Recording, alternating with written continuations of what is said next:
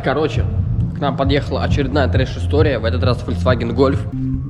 Бедный владелец Гольфа, человек купил машину в салоне, ему там сказали, что коробку восстановили, поменяли мехатроник, сцепление. По итогу человек проехал 100 метров, и машина у него встала, начала дергаться, потом встала.